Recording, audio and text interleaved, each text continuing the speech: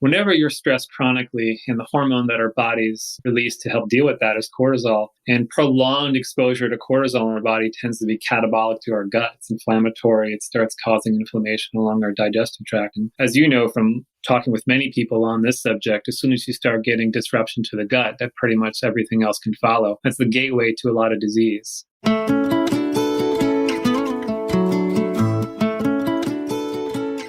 From the Weston A. Price Foundation, welcome to the Wise Traditions podcast for wise traditions in food, farming, and the healing arts. We are your source for scientific knowledge and traditional wisdom to help you achieve optimal health.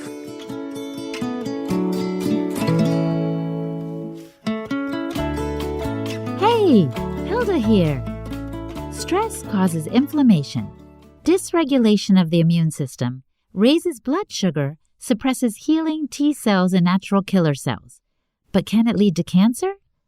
This is episode 383, and our guest today is Brandon LaGreca.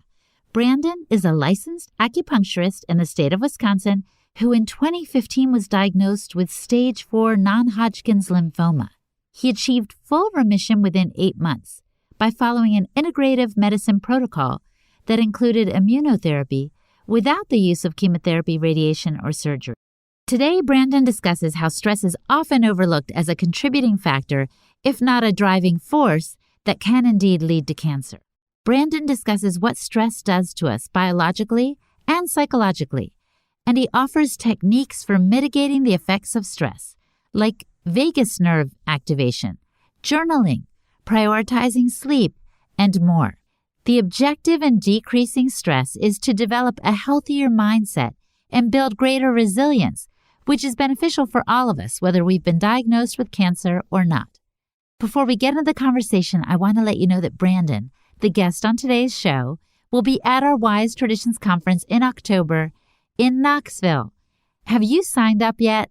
Please do. Go to wisetraditions.org and register today. It is the conference that nourishes in every way, and I hope to see you there.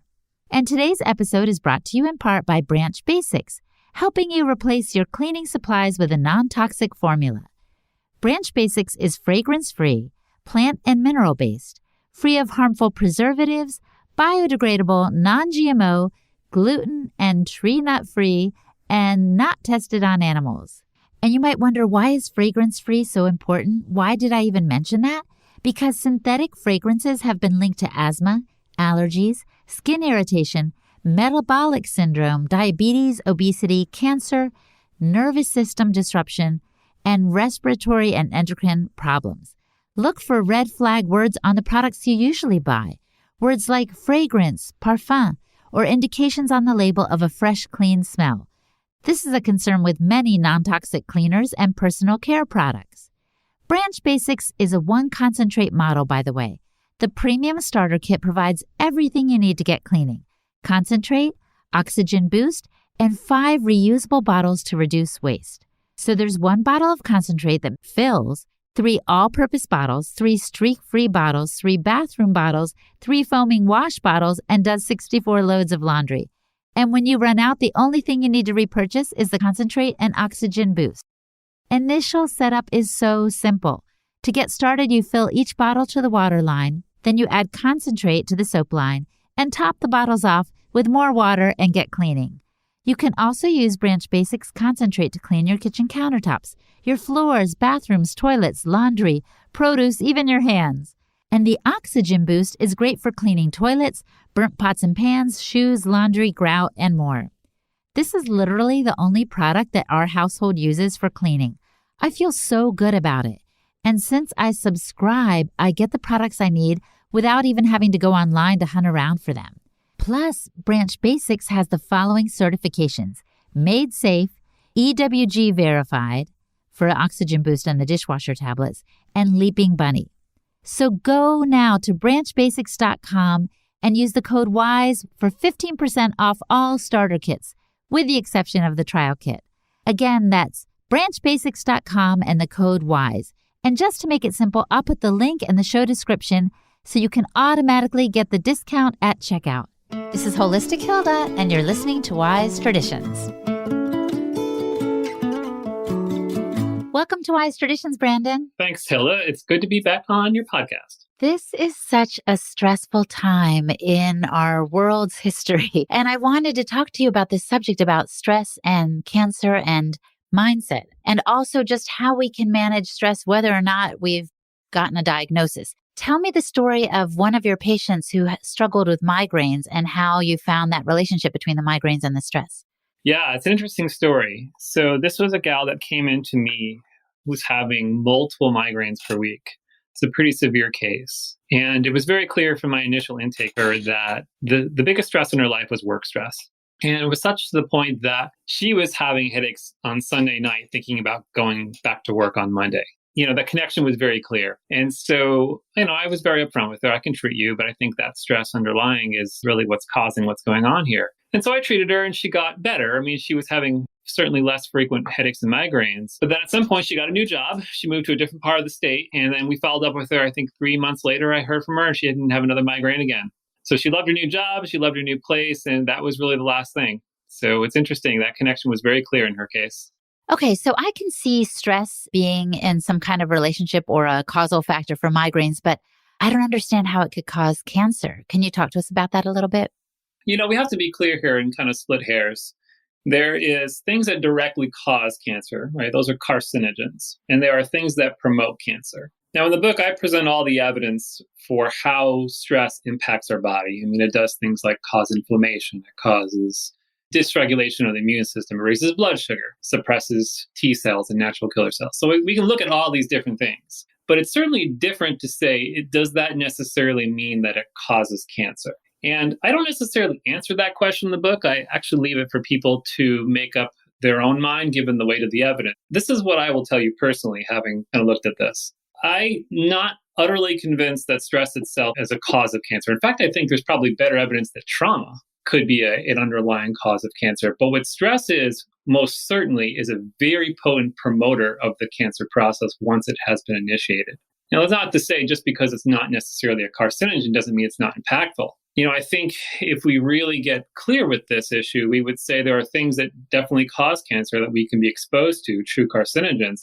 But that doesn't necessarily mean we are going to ultimately manifest into a severe disease and we're going to die from that disease in the case of cancer. It may just be that cancer, the little nest of cancer cells just kind of stays under the radar in our body for the rest of our life, and we don't necessarily succumb to it. So I think it's actually really important that the things that promote cancer, such as diet and lifestyle and stress, are things that we address quite potently. Because without that, there's very possible that the cancer incidence may not really even go anywhere. So from that perspective, and just think of this, what do a lot of people do to cope with stress in their life?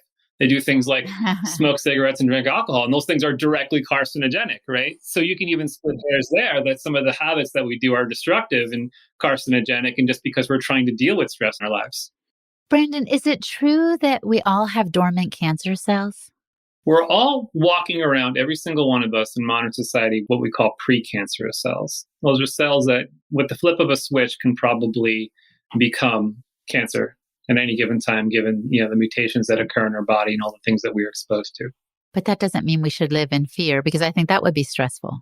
Well, absolutely. So I think it's one thing to recognize that cancer is always a potential, but it's another to understand if it's an actuality for us. And again, that's where we really come down on the side of the terrain of the body, the health of the body. That's true of cancer. That's true of any infectious disease like the pandemic we're talking about. It's true of autoimmune disease. Practically everything we talk about, we have to view through the lens of terrain. What is the overall health resilience of the body, and how is that dovetailing into that disease process?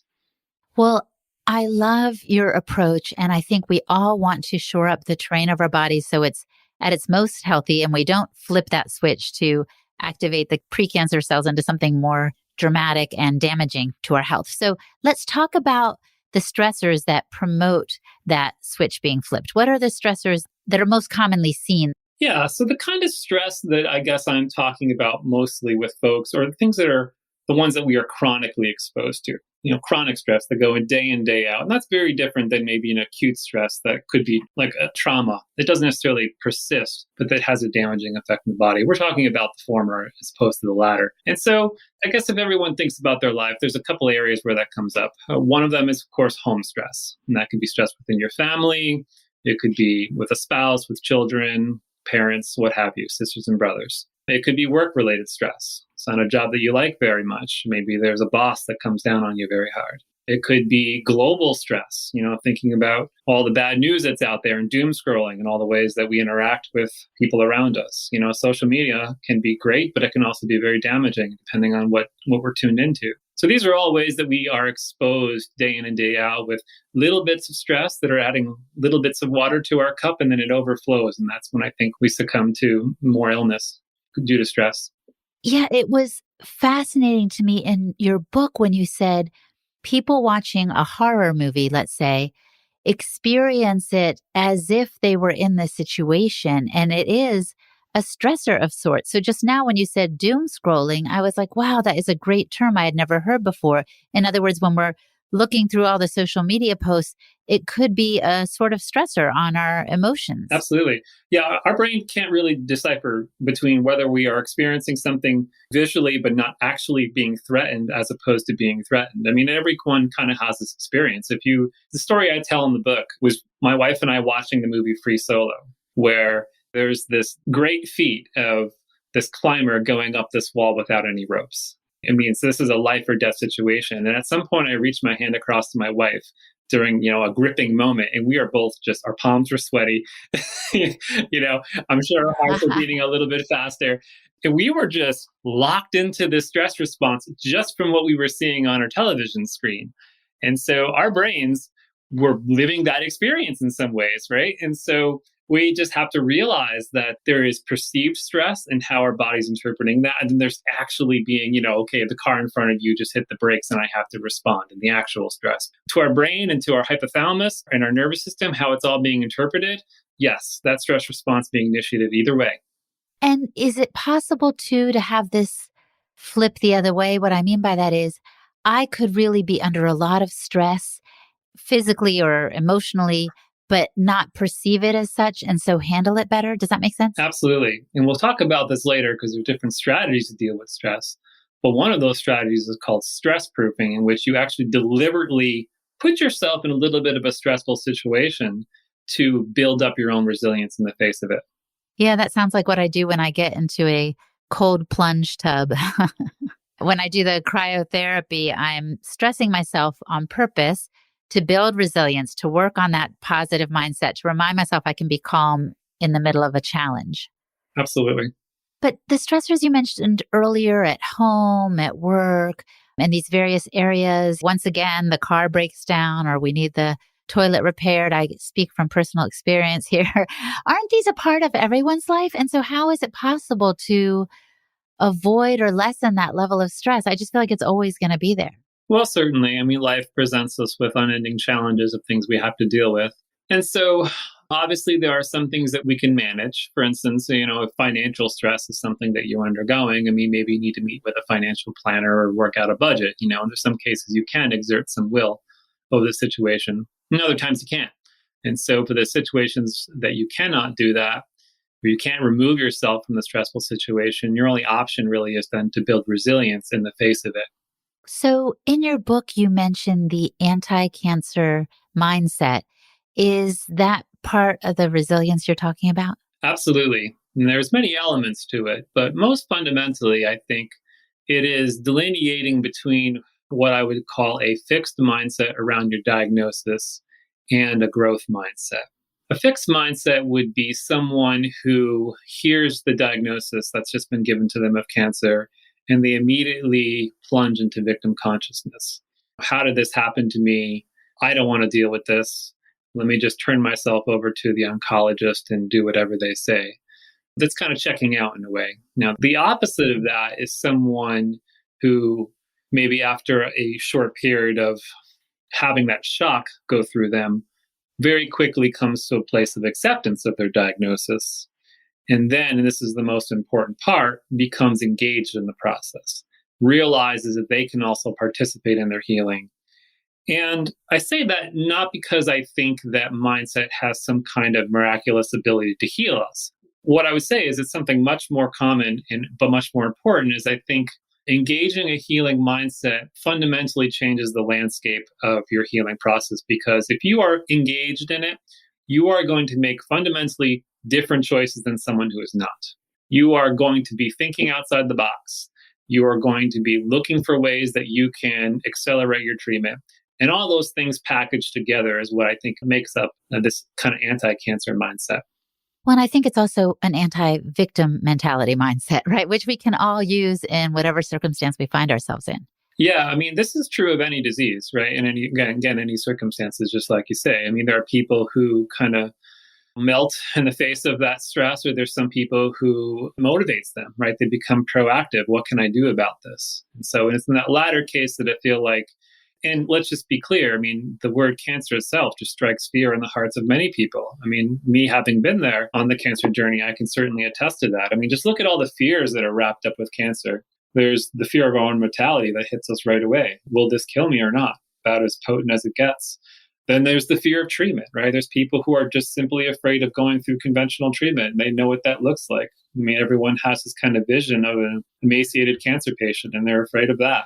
Then they're afraid of relapse, after they've gone through remission. And then there's simply the fear of just getting cancer itself, even if you are completely healthy. And so there's a lot stacked against someone who gets that cancer diagnosis. And so why it's even more important than to leverage that mindset piece for as much as you can, because you're in it for the long haul. And that's kind of one of my messages to people is, if you're a cancer patient, you got to look at this as a lifestyle. This is a long-term journey for you, and it doesn't end after remission. You have to keep taking care of yourself in a great many ways beyond that. Yeah, that did pique my interest in your book when you said we should think of cancer as a journey. And I see what you're saying. It's more of not the diagnosis determines your future, but rather it is a part of your life. It doesn't need to be the whole of your life. One of the questions I always ask a cancer patient that's sitting in front of me is, how will this diagnosis make you a better person? And this is true of any disease, right? But curing is different than healing, right? Curing is the alleviation of symptoms of the disease process, but healing is being a fundamentally better person on the other side of that journey. And why I ask that question, how is this going to make you a better person, is because I want to see if I can coax from a patient what their vision is for themselves going forward, and how they can use cancer as a teacher to say, these are all the ways perhaps that I have been out of balance in my life. Maybe I haven't been sleeping that well and eating very good. And these are all the things that I can change about myself, or maybe my relationship to people around me, right? How can I have a healthy relationship with my spouse or my kids or what have you? And really bring healing holistically back to myself in all these different ways, so that on the other side of this diagnosis, that I'm a better person. Now, the flip side of that is someone who then, kind of like an automaton, goes through the process, gets their treatment, hears the word remission, and then falls back all into the same maybe destructive habits and lifestyle things they did before. Have they really healed? No. Maybe they've cured temporarily that disease process in them, but have they changed themselves fundamentally? No.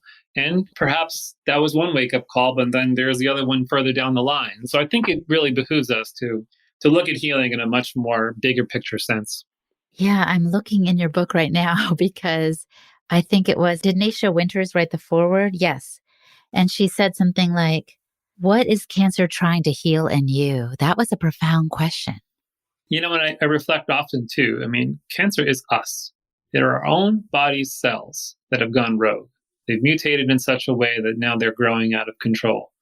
We can't blame this on something else. I mean, there are external factors and environmental exposures that can start the cancer process, but we're dealing with our own body cells. We cannot externalize in the way that we can say, just cut out that tumor and we're done. It is a whole body disease from top to bottom. It is a systemic disease. Just because we can cut out a tumor doesn't mean we're treating cancer. Coming up, Brandon gets specific about actionable steps we can take to lower our daily stress level. He mentions, for example, the power of breath work and lengthening your exhale. It's that simple and effective. You're listening to the Wise Traditions podcast from the Weston A. Price Foundation. We pause now to recognize our sponsors. Paleo Valley. I love talking about their beef sticks, as you know, but they are more than a one-hit wonder. One of their products is the apple cider vinegar complex in a pill form that gives all of the healing properties of apple cider vinegar into the daily diet without the fuss or the burn. Apple cider vinegar, as you may know, has been shown to support digestion, help break down proteins for better absorption, improve the blood sugar response, and more. This means it helps you feel more satisfied and you avoid blood sugar spikes. The complex can also reduce bloating and heartburn and help with weight loss. Plus, Paleo Valley combines apple cider vinegar with other healing spices in this complex, including turmeric, ginger, cinnamon, and lemon, for even more benefits for digestion. So go to paleovalley.com and use the code WISE for 15% off at checkout. That's paleovalley.com and the code word WISE. Hey, and have you heard about Optimal Carnivore's new Brain Nourish product? It's designed to improve focus, mood, memory, and provide better clarity and creativity. It's a unique, groundbreaking formula made from grass-fed beef brain and lion's mane mushrooms. It's the ultimate whole food, nootropic to build a better brain. These two ancestral superfoods have been used for centuries to improve brain function and overall mental well-being, and they're now available for the first time together in convenient capsules.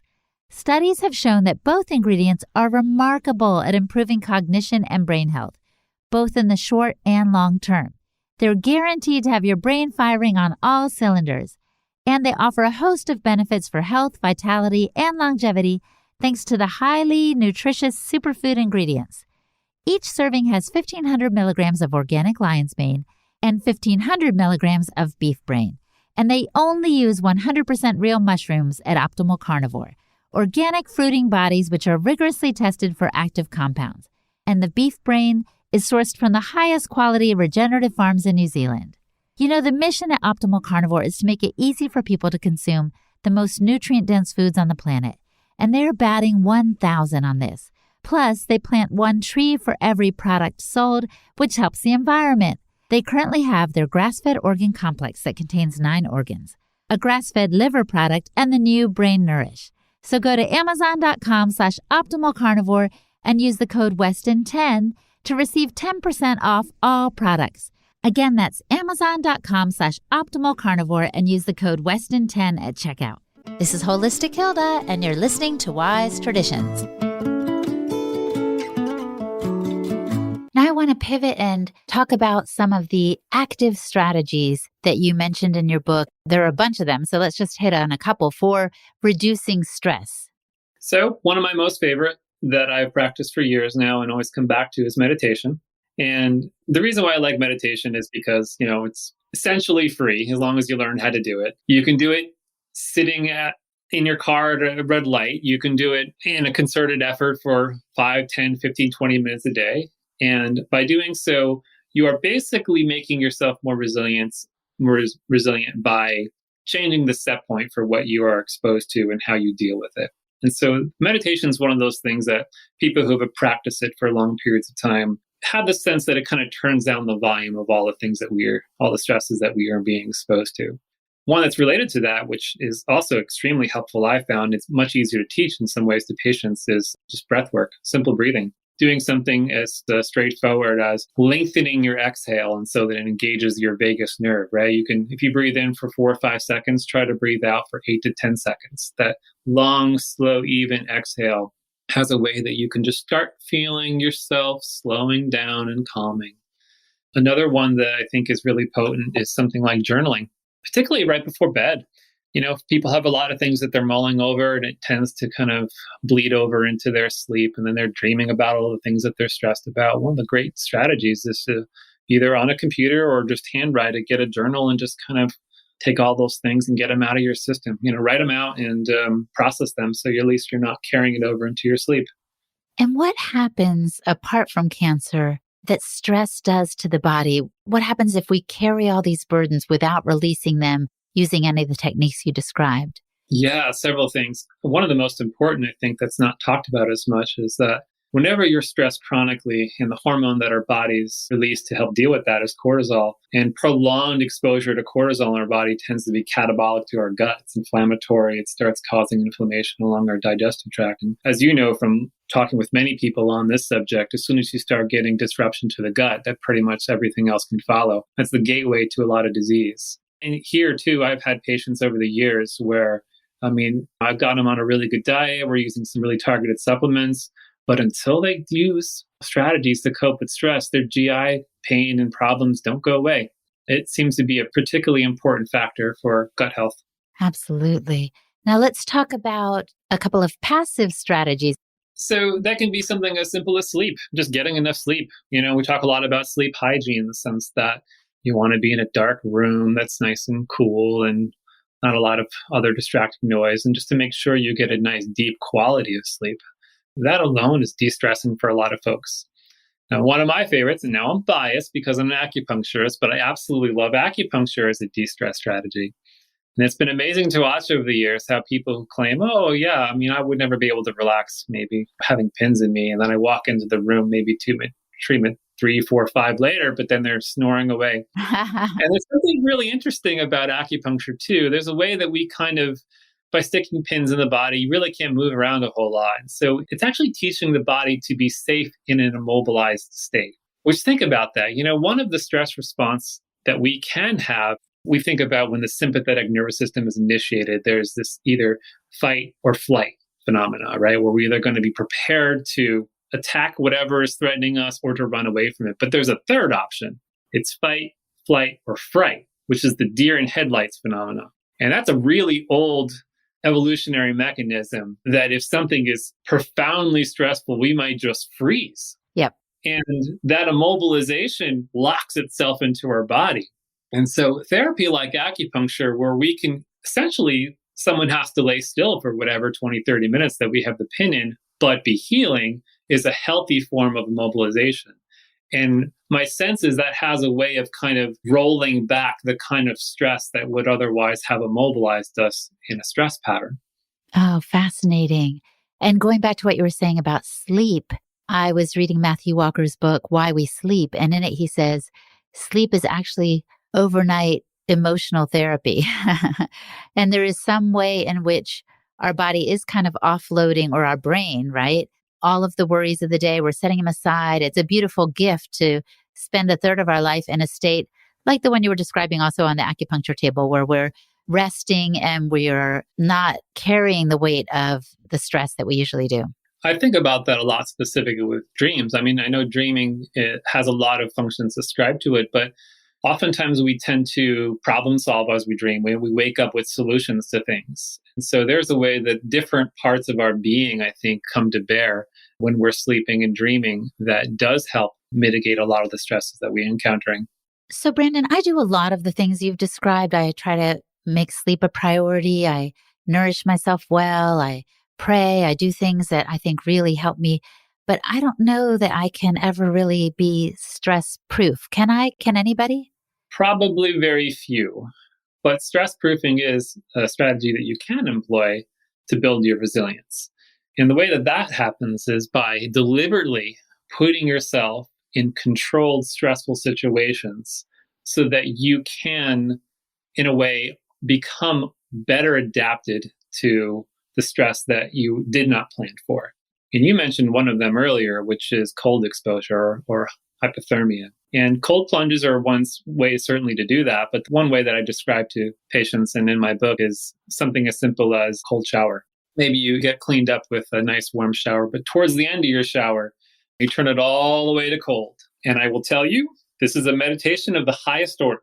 Because as soon as that cold water hits your body, there is absolutely no place that your mind is. You're not thinking about tomorrow's shopping list. You're not thinking about what happened early in the day. You are present and in the moment as that cold water is hitting you. But here's where the real benefit happens. It's not the fact that you are in this uncomfortable situation. It is getting your body comfortable in the uncomfortable situation. And how you do that with a cold shower is by slowing your breathing. Because that's the first thing that happens as soon as that cold water hits you, is you practically hyperventilate. Your breathing just becomes really fast and erratic. And as soon as you make the choice, and this is so key because everything comes down to choice, to slow your breathing, guess what? You're still in a painful situation, but you're now not eliciting a stress response. That's exactly how it happens. It's no different than being in a sauna. Wow, this is getting really uncomfortable. I'm going to slow my breathing. I'm going to be very present with the experience that I'm having. And now that stress response got completely blunted. It's nipping it in the bud as soon as it starts to come out. I love it. And I literally have enjoyed cryotherapy. And that phrase you mentioned, they say a lot, is we're learning to be comfortable with being uncomfortable. Absolutely. That's exactly the idea behind stress proofing. And so it's just one more thing, and they're all important. I think everyone should have active strategies that they use on a daily basis to kind of decompress themselves from the day. It's nice to have those passive strategies to piggyback off of that. And then the stress proofing is there to, again, build resilience over time so that when the unknown happens, and it happens for all of us, you might be a little bit better equipped to, again, just be present in the moment, slow your breathing, and then be able to get through that with a little bit more grace. Well, that's great. And I just have a couple more questions before we close up.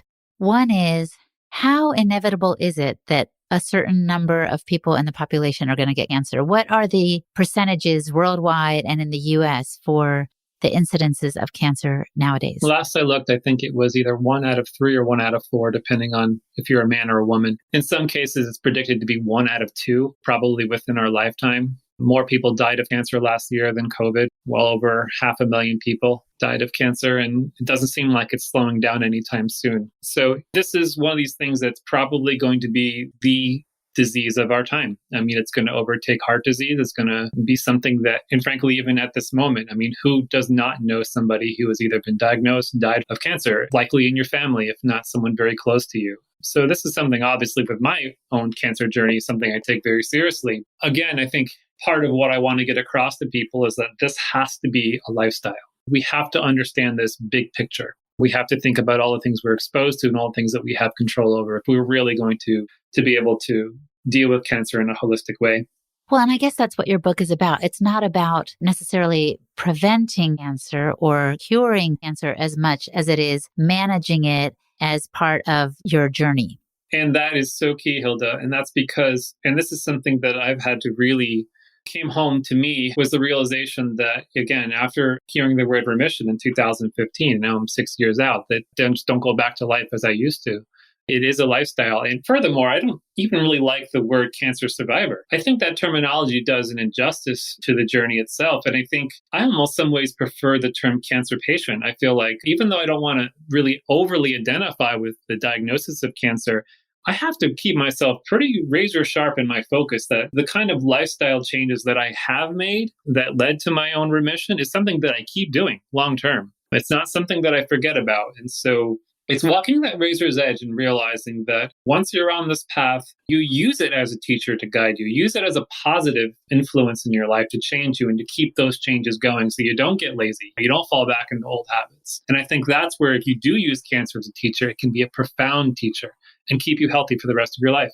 Yeah, I was thinking maybe you could think of yourself as a cancer class student or something and use it, like you said, as a tool for growth and developing a more healthy lifestyle. Absolutely. 100%. So we're going to wrap it up now. And I'm so grateful for this conversation. I think these tools are going to be valuable for people, whether or not they've had that diagnosis, and maybe to support those who have, for lowering the stress. I imagine everyone who's around a person who's been diagnosed feels the stress and the burden of that as well. It is something, it's very specifically, I mentioned in the introduction of the book that caregivers, people who are working in cancer in the field in terms of oncologists or naturopathic oncologists, we can all benefit from this information in terms of all having the proper mindset going into it and then through the process. Absolutely. So I want to ask you now the question I often pose at the end. If the listener could do one thing to improve their health, what would you recommend that they do? Oh, I have to give a different answer now since I've been on your podcast. Wait, isn't the correct answer to listen to Holistic Hilda every week? I'm not sure. But okay, the second most important thing is Well, I'm going to come back to meditation. It's been deeply profound in my life. And I think one of the reasons why is we can talk kind of day in and day out of all the different things we can do to improve our health. But at the end of the day, and this is one of my missions as a clinician, is to empower people to take health into their own hands. And part of what enables that to happen is to really figure out for yourself what you need to do. And by that, I mean, there's a lot of options that anyone can do at any moment to heal from whatever stresses and things they're encountering. But to get into a really clear, intuitive space that I've got option A, B, C, and D, but I really feel most strongly about A. This is something that I realize is going to be the main driver of my health and wellness. You can't get that from any clinician. You can't get that from any provider. That's something that has to come from inside of you. And so to get into an intuitive space and to say, these are all the things that are going on in my life. These are all the things I can do. I need to move in this direction. And I feel so strongly I get 100% behind that. That kind of clarity, I think, is something that can come out of meditation and having an introspective practice. And so when I teach people about being self-empowered in their own healing journey, meditation is a fantastic avenue to get there. Well, thank you for sharing that, Brandon. I really appreciate your time today. Thank you, Hilda. It's always a pleasure. Our guest today was Brandon LaGreca. Find out more about Brandon and his resources on his website, brandonlagreca.com. And I'm Hilda Labrada Gore, the host and producer of this podcast on behalf of the Weston A. Price Foundation. You can find me at holistichilda.com. And for the transcript for this podcast, visit our website, westonaprice.org, and simply click on the podcast page. And now for a letter to the editor from a recent journal. I teach kindergarten in Colorado, and once in a while I use a website called Go Noodle to get kids active and moving in a fun way for indoor recess, on cold days, or brain breaks. I always preview videos beforehand, and I came across one that is a commercial aimed at kids for 5G. Did you know, the ad says, that with Verizon 5G you can do anything you can imagine? I couldn't believe it, and I felt sick. I wanted to pass this on for awareness. Simply go to app.gonoodle.com and search Totally Terrific Fitness Fantasy and go to minute 5. I am so grateful for all the information you make available. It has changed our lives, and I plan to share it with as many families as possible, including info about 5G. This is a letter from Lori from Eaton, Colorado. Lori, thank you so much for your letter. It really is important to pay attention to what we take in as part of our diet, not just the food that we put into our bodies, but the things we put into our minds and our children's minds as well. So thank you. You can also write us a letter to the editor by simply writing by email info@westonaprice.org and put letter to the editor in the subject line. And thank you so much for listening. Stay well, my friend, and remember that all shall be well, and all shall be well, and all manner of things shall be well. On behalf of the Weston A. Price Foundation, thanks for listening. We have many free resources to support you on your health journey. Visit westonaprice.org to find podcasts, articles, videos, and more. You can also find a local chapter near you for help in finding sources of great food. We invite you to support the Foundation's mission of education, research, and activism by becoming a member. Thanks again, and take care. Wise Traditions is a project of the Weston A. Price Foundation for wise traditions in food, farming, and the healing arts. The content on this podcast is provided for informational purposes only and is not intended to substitute for the advice provided by your doctor or other healthcare professional. It is not intended to be, nor does it constitute healthcare or medical advice.